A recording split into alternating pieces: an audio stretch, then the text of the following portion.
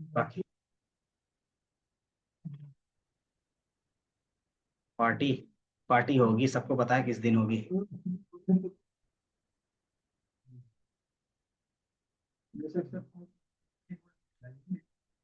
अच्छा, वो मिल जाएगा उसका।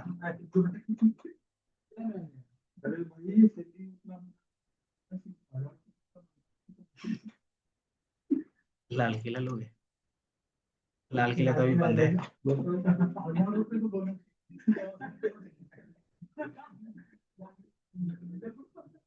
पाइथन का तुम्हें भेजा था ना, तुम लोगों ने देखा था?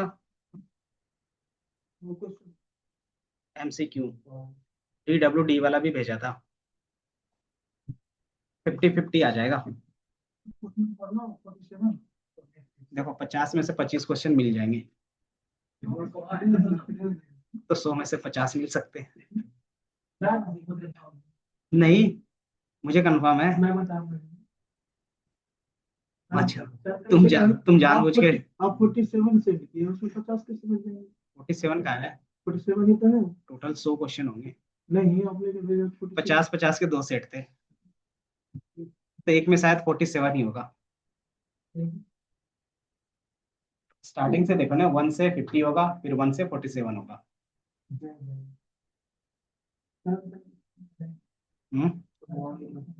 टाइमिंग वही 4 बजे आ जाओ, 4 से 6। असेसमेंट है ना। कल तुम 3 बजे क्यों आओगे? तो सैटरडे तो ऑफ रहता है ना उन लोगों का। तो उनका कुछ कर लेंगे, कुछ कर लेंगे। हाँ, पाइथन का रिवीजन। नहीं, तो तुम्हारे ओटीपी सिस्टम है, ओटीपी को एक ही बार सबको OTP दे देंगे ना। है? क्या नहीं आता?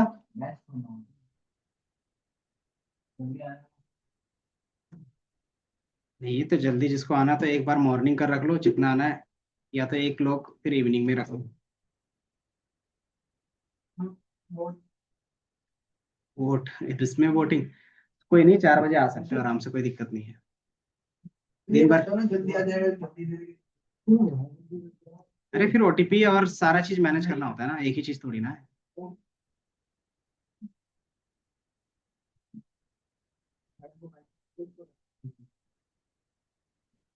चलो ठीक है, अब इधर देख लो।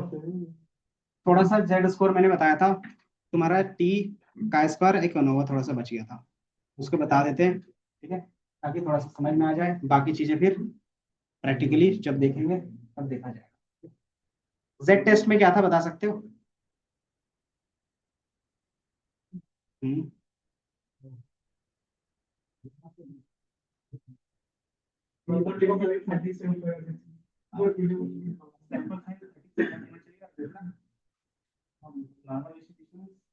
और उसका आगे क्या होना चाहिए?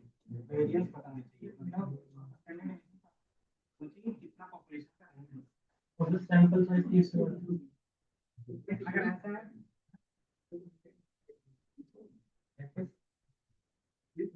पोजीशन वही था। मैं आपको बताऊं, ठीक है, तो ये दो चीजें हैं, इसके वजह से फैमिली है ना, ये था। अगर ये दोनों में से कोई एक चीज गलत है तो आप जेड टेस्ट अप्लाई नहीं कर सकते। उसके लिए हमारे पास क्या होगा, तो वही चीज करने के लिए आपको टी टेस्ट की जाती है।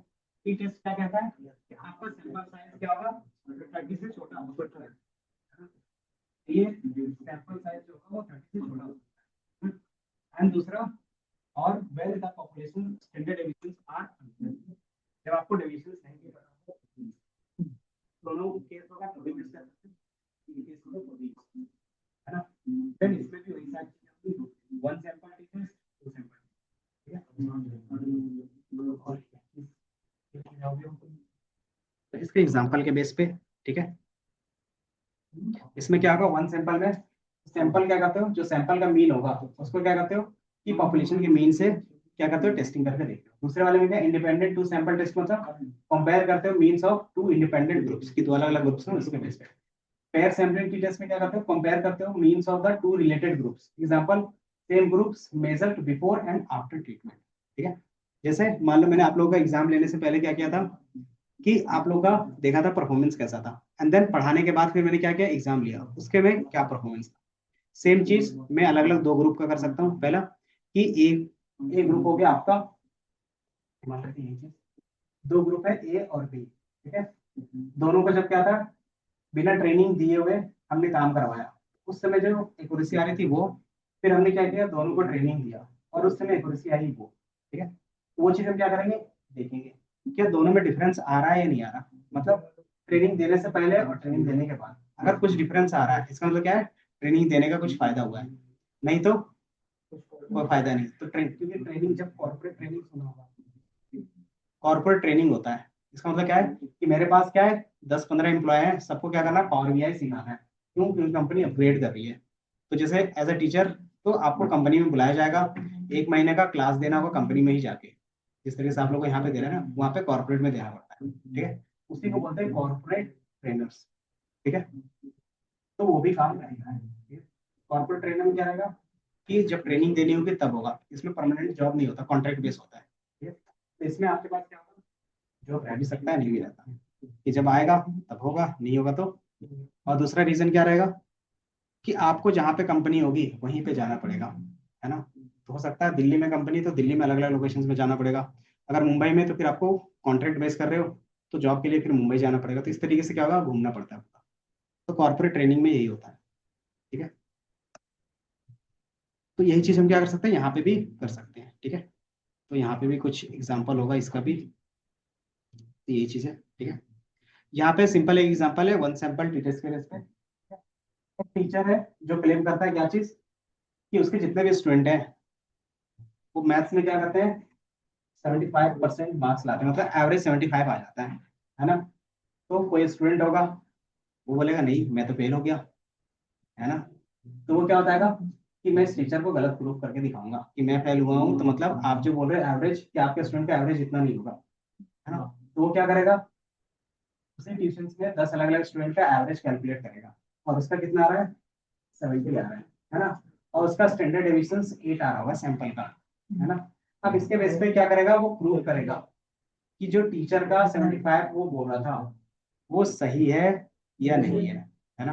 अगर सही होगा तो क्या होगा कि वो किसी को दिखाएगा नहीं रिजल्ट, अगर गलत होगा तो वो होता है कि ये टीचर गलत बोल रही है ना। तो यही चीज हम क्या कर सकते हैं, प्रूव कर सकते हैं। प्रूव करने के लिए हमारे पास क्या होगा, तो जो क्लेम पॉपुलेशन है, मतलब कि हो रहा है कि मेरे पास जितने भी स्टूडेंट है सबका मार्क्स कितना आ रहा है, ऑन एन एवरेज 75 आ रहा है ना। देन स्टूडेंट ने क्या किया, 10 स्टूडेंट्स का सैंपल लिया, उसका जो एवरेज उन्होंने निकाला 10 स्टूडेंट का, उसका 70 आ रहा है, और इसी का स्टैंडर्ड डेविएशन निकाला तो कितना आ रहा है, 8। और टोटल सैंपल साइज कितना है, 10 है, मतलब एन के साइज क्या है, 30 से कम है। तो हम क्या करें, टी टेस्ट यूज करें, है ना। टी टेस्ट का अगर फॉर्मूला ऊपर में नहीं है तो यहीं पे देखें। अब सिंपली क्या रहेगा, पहला स्टेप आपको हाइपोथेसिस डिफाइन करना पड़ेगा। हाइपोथेसिस मतलब नल हाइपोथेसिस किसको बनाना चाहते हो और अल्टरनेटिव किसको बनाना चाहते हो। तो नल हाइपोथेसिस मतलब जो आप क्लेम कर रहे थे, क्या कर रहे थे कि जो हमारा एवरेज है वो कितना है, 75 है, और अल्टरनेटिव क्या होगा कि 75 नहीं होगा, ठीक है। देन एक सिग्निफिकेंस लेवल चूज करते हैं। सिग्निफिकेंस मतलब, सिग्निफिकेंस का मतलब क्या था, तो ये एक चीज था हमारे पास कि हमारे पास, मैं ट्यूशन पढ़ाता हूँ, 100% हमारे पास सही स्टूडेंट भी नहीं आता होंगे, कुछ नालायक भी रहेंगे। उस नालायक भी मतलब कि वो फेल हो जाएंगे जो दावा कर रहा होगा। तो वो जो फेल हो रहा था, तो हमारे पास जो स्टूडेंट है जो 75 ला रहे हैं, उसमें से क्या होगा, 0.05% जो होंगे वो क्या है, फेल भी हो सकते हैं या उसका कम भी आ सकता है ना। क्योंकि हम क्या करें, प्रूव करें, लेकिन क्या करें, कि मेरे पास 100 स्टूडेंट को मैं पढ़ा रहा हूँ, उसमें से जो 95 स्टूडेंट होंगे उस पर मैं दावा कर रहा हूँ कि 75, और जो मेरे पास 5 स्टूडेंट होगा उसको मैं नहीं बोल सकता कि 5 का जो होगा वो 75 से ज्यादा भी हो सकता है और कम भी हो सकता है ना। और बाय डिफॉल्ट कम को ही लेके चलते हैं, तो उसका क्या हो सकता है, 75 से कम हो सकता है। तो ऐसे कितने, तो 5 स्टूडेंट ही आ सकते हैं आपके कैटेगरी में, सैंपल के में, ठीक है। इससे ज्यादा कभी नहीं है। उसी चीज को क्या बोलते हैं, एरर, कि मैक्सिमम जो हमारा होगा एरर वो 5% का ही चलेगा। ये बाय डिफॉल्ट 0.05 है ना। अब ये क्या होगा, डेटा जो है उसके बारे में लिखा हुआ है।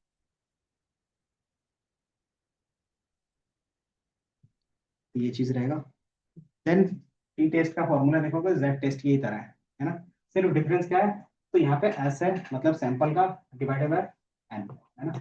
अब इसी में क्या करोगे, जो भी डेटा आपने कलेक्ट किया था ना वो लगाओगे, और इसकी वैल्यू कितनी आ रही है, -1.98, ठीक है।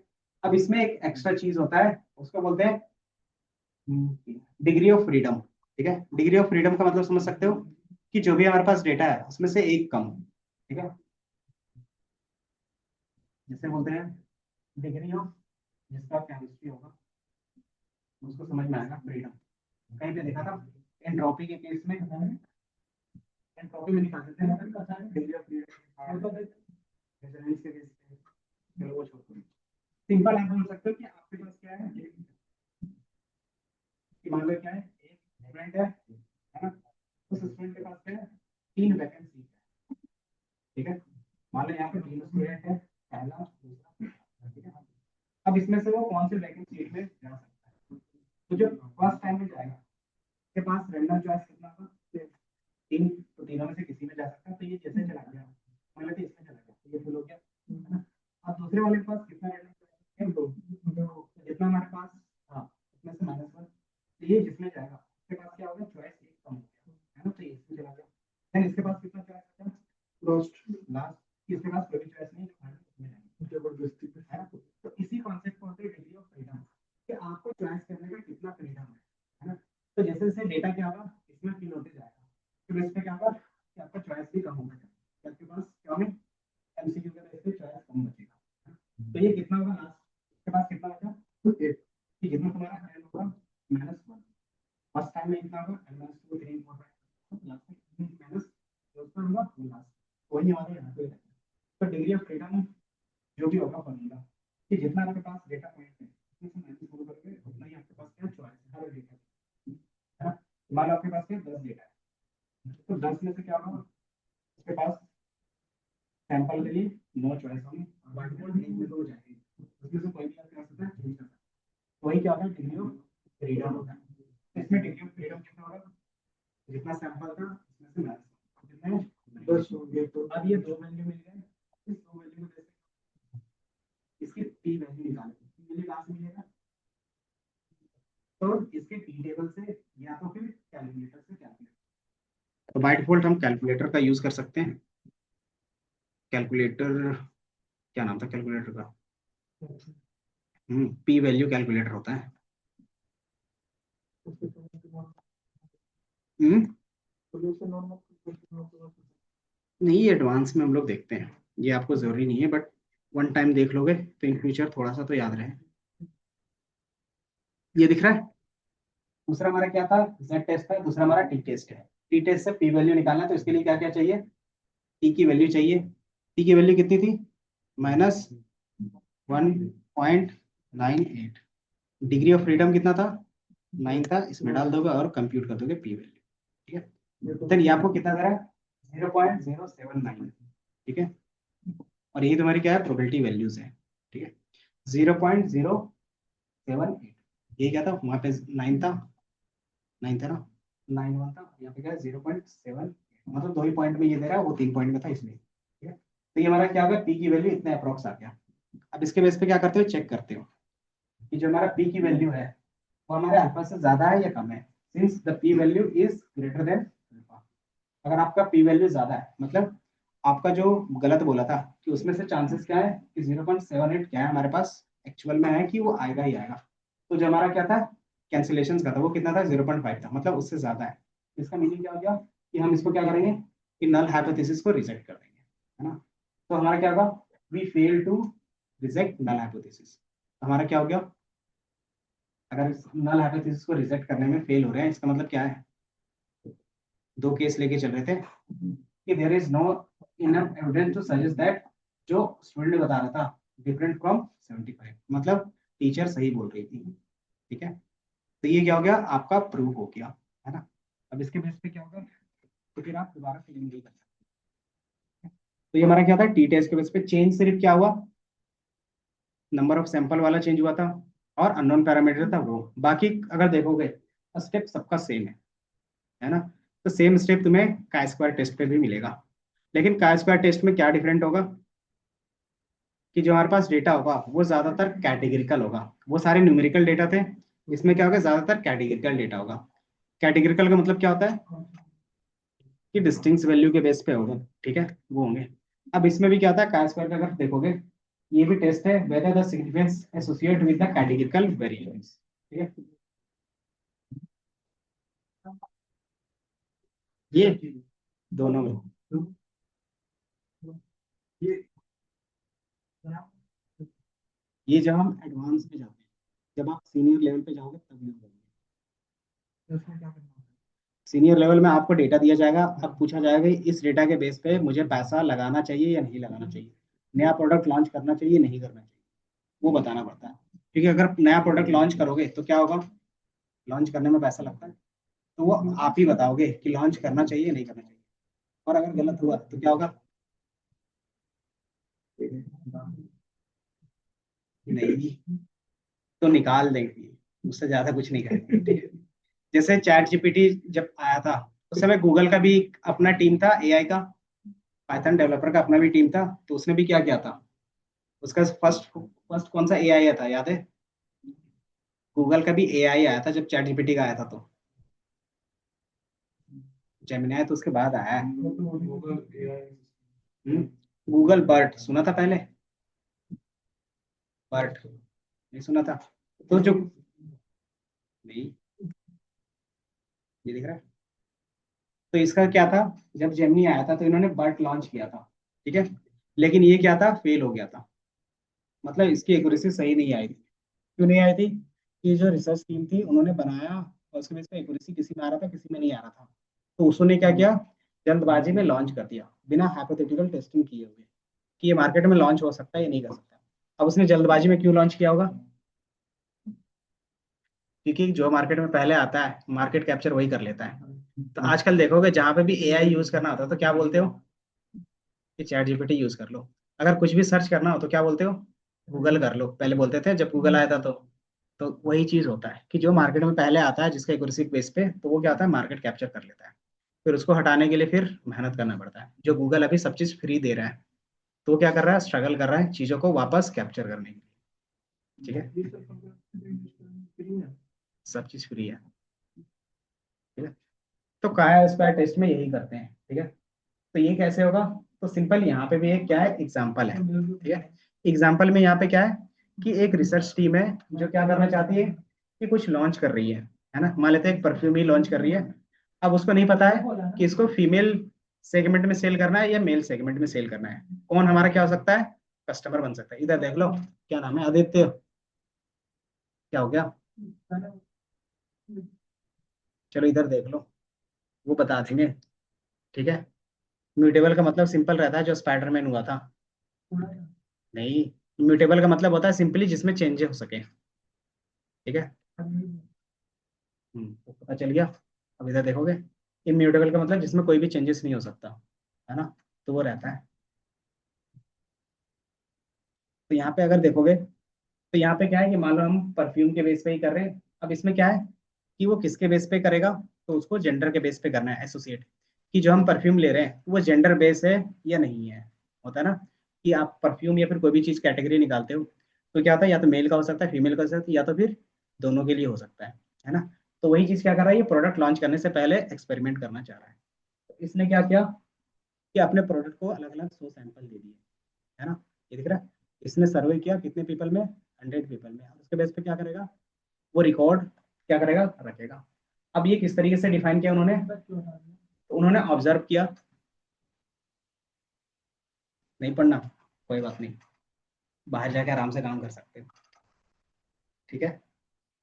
तो यहाँ पे चीजें, तो इन्होंने क्या किया है कि मेल वाले सेक्शन में 50 लिया है और फीमेल वाले में भी सेक्शन में 50 लिया है, ठीक है। अब उसके बेस पे क्या है कि उसमें क्या हो गया कि मेल के बेस पे जो हमारा प्रोडक्ट है कितने लोग प्रीफर कर रहे हैं, है ना, कि हाँ ये प्रोडक्ट हमारे लिए है, तो कितने लोग हैं, 10-20 लोग हैं, ठीक है। इसी तरीके से फीमेल में भी कितने होंगे, तो इन्होंने बताया कि 10 लोग बता रहे हैं कि हाँ ये हमारे प्रीफर में है। देन ऐसे कितने लोग हैं मेल में जो प्रीफर नहीं कर रहे इस चीज को, तो 30, है ना। इसी तरीके से फीमेल में कितने हैं, 40 है ना। तो ये क्या होगा, कॉम्बिनेशन हो गया जो डेटा आपके पास मिला है, अब इसके बेस पे आपको क्या करना है कि चेक करना है कि ये इंडिपेंडेंट था या नहीं था, मतलब ये जेंडर बायस था या नहीं था चीजें, है ना। तो वो चीज चेक करने के लिए हम क्या करेंगे, अब एसोसिएशन चेक करेंगे, ठीक है। अब कैसे चेक होगा, तो सिंपली काय स्क्वायर टेस्ट का फॉर्मूला लगा सकते हो। फॉर्मूला क्या रहता है इसका,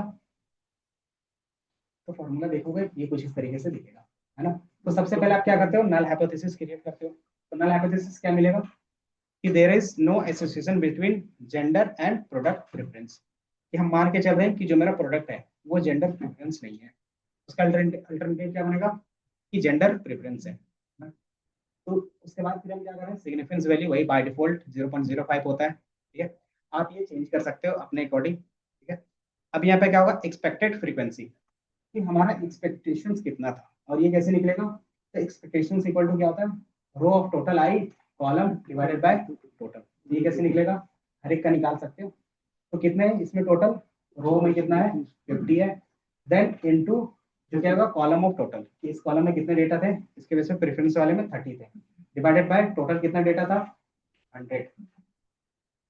तो ये कितना आएगा 15, सेम इसका भी कितना आया 15 आया, देन इसका कितना आएगा 35, और इसका भी कितना आ रहा है 35 आ रहा है। तो मतलब आपको एक्सपेक्टेड फ्रीक्वेंसी, मतलब इतना इतना होना चाहिए सब में, तभी क्या होगा, आपको जस्टिफाई करके देगा। तो ये क्या था, एक्सपेक्टेड था। अब हम क्या करेंगे, ऑब्जर्व वाला कैलकुलेट करेंगे। ऑब्जर्व मतलब कि एक्चुअली में जितना आया था, ठीक है। तो वो कैसे कैलकुलेट होगा, तो observe value minus expected value. तो ये क्या करोगे, हर एक डेटा पॉइंट के लिए करोगे। तो हमारे पास कितने थे, तो जितना भी था चार कॉम्बिनेशन था, तो चारों के बेस पे करोगे, ठीक है। ये एक्सपेक्टेड, सॉरी हमारा क्या था एक्चुअल था, और इसमें मुझे कितना एक्सपेक्टेशन था 35 था। इसमें क्या था एक्चुअल 10 है और एक्सपेक्टेशन कितना है 15 है। इसी तरीके से सबका कैलकुलेशन करोगे, देन कैलकुलेशंस करने के बाद आपको कैलकुलेट करने के बाद एक नंबर मिलेगा, ठीक है। जैसे कैलकुलेट करोगे आपको ये नंबर मिल जाएगा, और ये नंबर कौन सा होगा, तो काय स्क्वायर टेस्ट का नंबर होगा, ठीक है। अब जैसे ये नंबर मिल गया, इसमें भी आपको डिग्री ऑफ फ्रीडम निकालना पड़ता है। तो डिग्री ऑफ फ्रीडम कैसे निकलेगा, तो जितना रो होगा उसमें -1, और जितना कॉलम होगा उसमें से -1 इंटू कर दोगे, तो उसी में क्या होगा, डिग्री ऑफ फ्रीडम निकल जाएगा। तो यही दो वैल्यू चाहिए, क्या चीज के लिए, प्रोबेबिलिटी वैल्यू के लिए, पी वैल्यू के लिए। तो इसकी वैल्यू कितनी थी काय स्क्वायर की 4.76, और इसका क्या है डीएफ वैल्यू 1 है। जैसे इन दोनों को यहाँ पे रखोगे इस वाले पी वैल्यू में, तो ऑटोमेटिकली लाके आपको दे देगा, ठीक है। यहाँ पे दिखा, तो ये दिख रहा है, तो यहाँ पे काय स्क्वायर दिख रहा है। तो काय स्क्वायर की वैल्यू और उसका डिग्री ऑफ फ्रीडम रखोगे, तो आपको जो वैल्यू मिलेगा वो अप्रोक्स क्या होगा, 0.029 होगा, है ना। इसका मतलब क्या है कि आप इसको कंपेयर करोगे और उसके बेस पे क्या करोगे कि ये लेस है, क्योंकि 0.2 क्या है 5 पॉइंट से कम है, लेस है, मतलब we reject the null hypothesis, कि जो आप मान के चल रहे थे कि जेंडर बायस से नहीं है, यही चीज मान के चल रहे थे ना। अगर देखोगे तो नल हाइपोथेसिस में क्या मान के चल रहे थे कि there is no association between gender and product, है ना। आप बोल रहे थे कि कोई भी एसोसिएशन नहीं, मतलब कोई भी प्रेफरेंस नहीं है। अब इसमें क्या होगा कि ये बोला कि नहीं, ये जेंडर बायस है, कि जो आप प्रोडक्ट बना रहे हो किसी एक जेंडर के लिए क्या होगा, प्रेफरेंस होगा। तो फिर क्या करते हो, दोनों जेंडर में ऐड ना दिखा के किसी एक जेंडर बेस पे दिखाते हो फिर ऐड, ठीक है। तो ये चीज हमारा यहाँ से प्रूफ होता है, और उसके बेस पे क्या करते हैं, आगे का काम करते हैं, ठीक है। तो ये क्या हो गया, काय स्क्वायर टेस्ट हो गया, ठीक है। इसी तरीके से जो तुम्हारा रहता है एनोवा भी रहता है। एनोवा का काम क्या रहेगा, एनोवा का फुल फॉर्म क्या है बता सकते हो, सर्च करो जल्दी से। सर बगल वाले को बोल रहे हो, खुद से भी कर लो थोड़ा सा, फुल फॉर्म ही बता दो। ANOVA, ANOVA।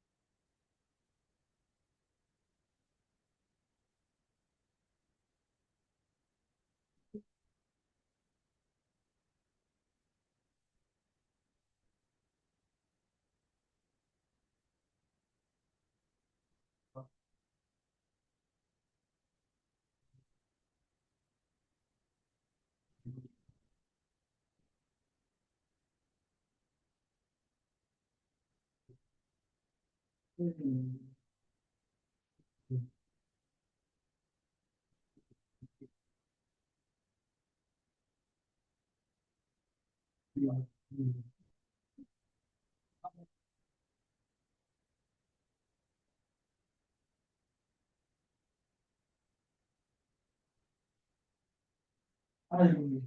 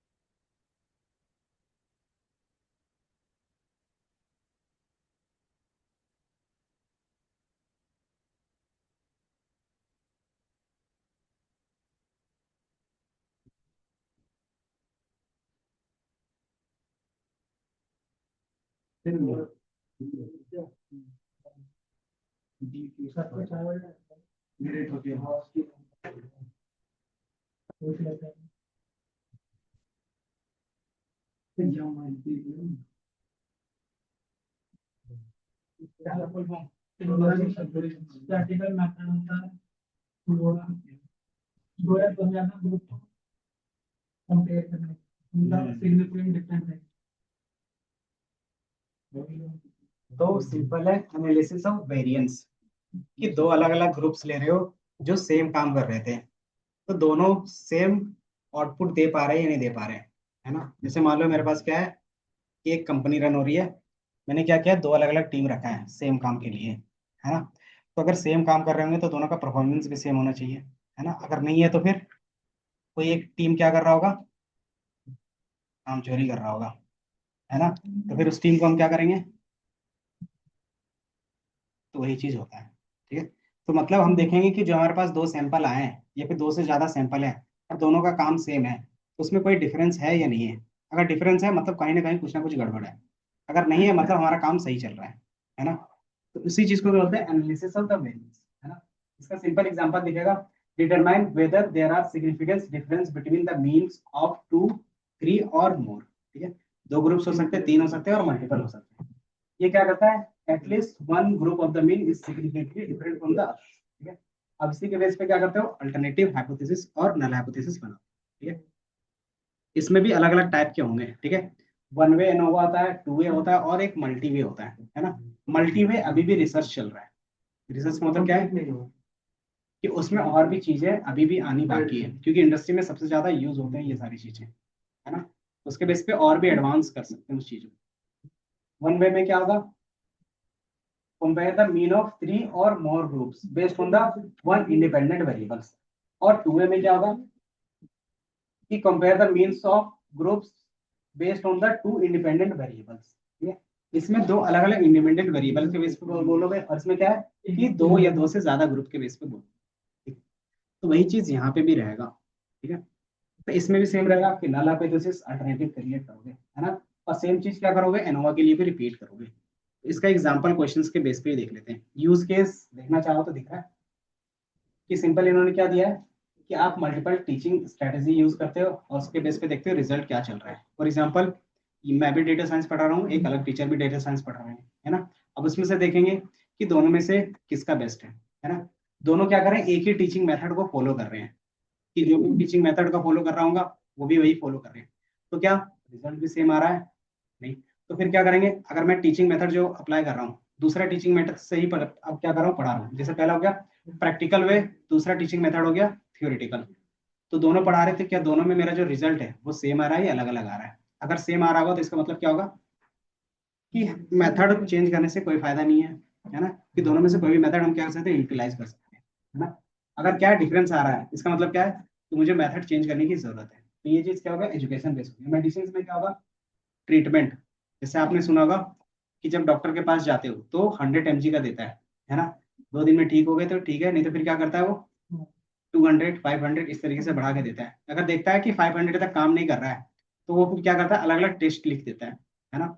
क्यों? क्योंकि वही चीज क्या हो गया कि इफेक्टिवनेस, कि कितने ड्रग्स में कितना इफेक्टिव हुआ, वो चीज उसको वहां पे पढ़ाया जाता है। उसके बेस पे क्या था कि आपको ड्रग के डोज पे देते हैं।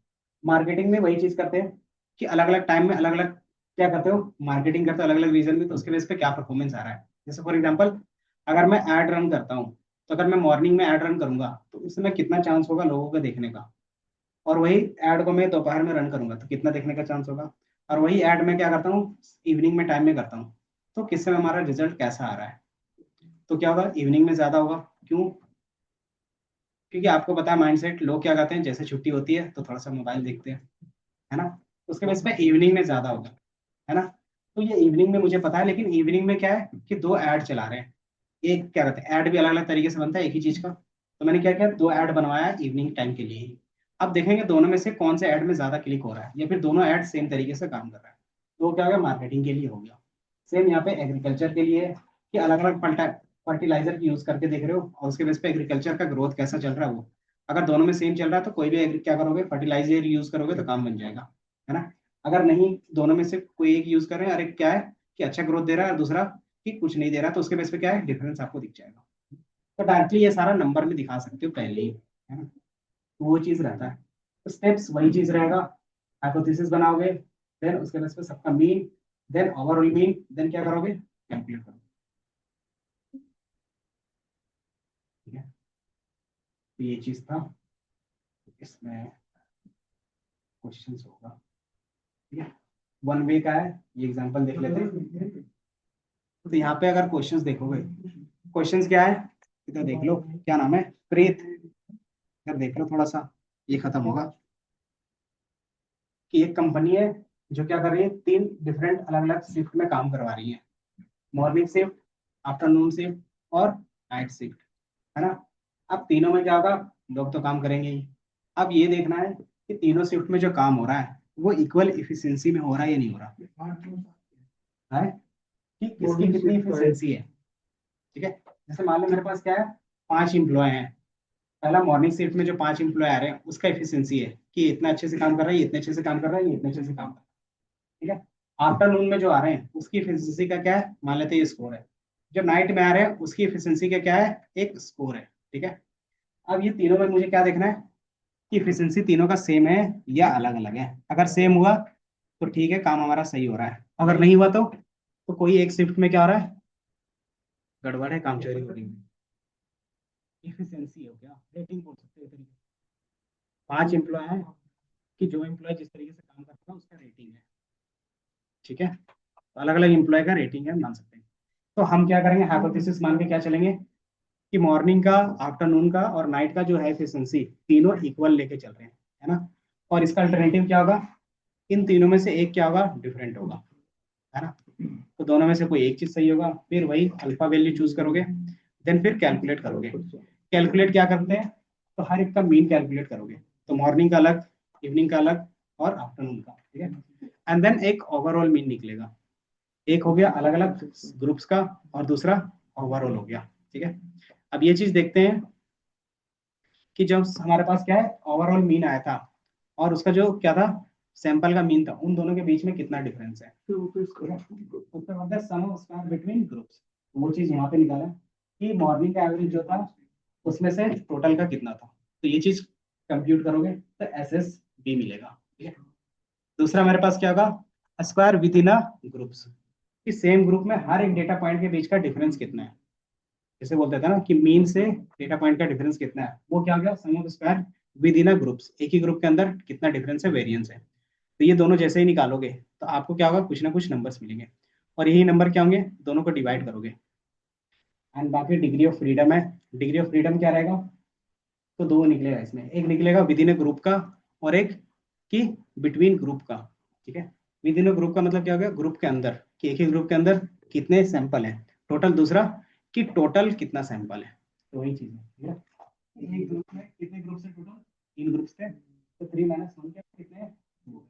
देन टोटल सैंपल कितना है, तो 15 है, और 15 में से माइनस कितना गया, 3, कितना हमारे पास ग्रुप्स है, तो हमारे पास 12 है ना। और बाकी एम एस डी और ये दोनों निकाला था तो ये नंबर के बेस पे क्या करते हो, एफ स्टैटिस्टिक कैलकुलेट करते हो, जो तुम्हारा क्या था, एनोवा आता है। ठीक है, जैसे दोनों का रेशियो निकालोगे तो तुम्हारे पास एक नंबर मिलेगा।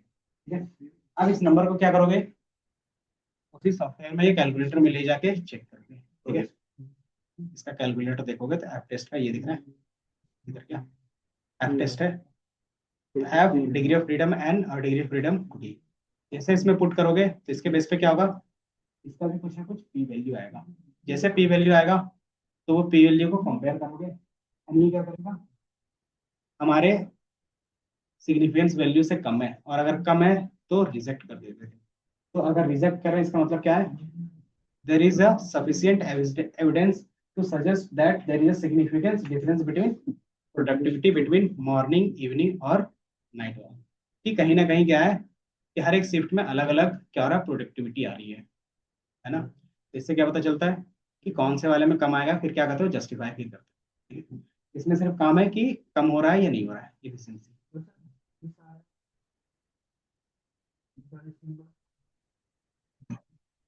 ये सिंपली ये दिख रहा है ना, उसमें डेटा डालोगे ऑटोमेटिकली कैलकुलेट करके दे देता है। अगर तुम्हें पता होगा कि ये पूरा का पूरा काम तुम एक्सेल में भी कर सकते हो, पता है, अभी सुनो, तो एक्सेल में तुम्हारा 70 to 80% काम हो जाता है डेटा साइंस का।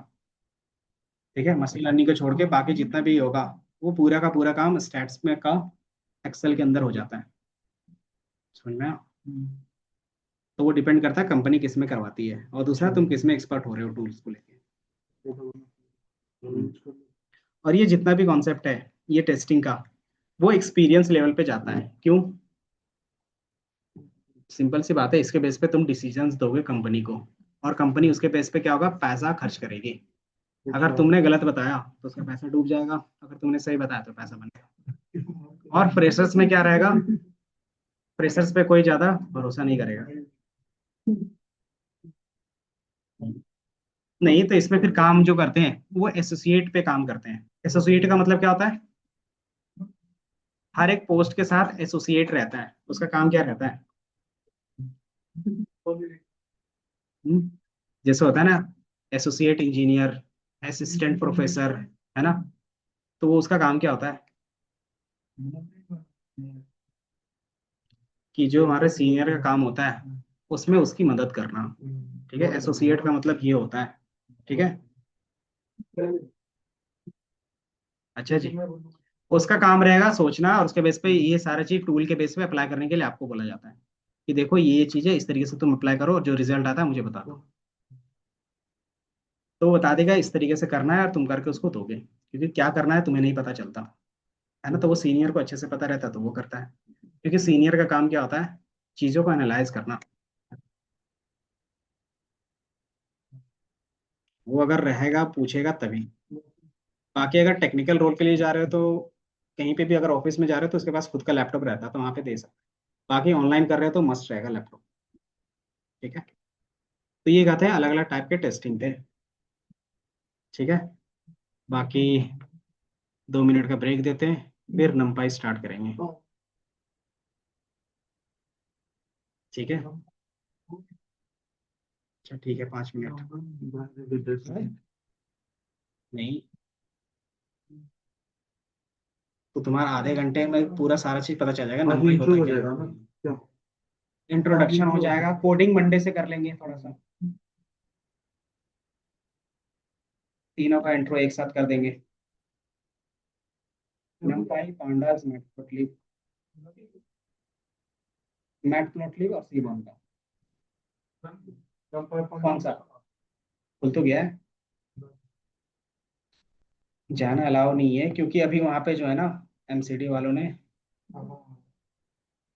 वो जो मीटर होता है ना वही ले गए हैं।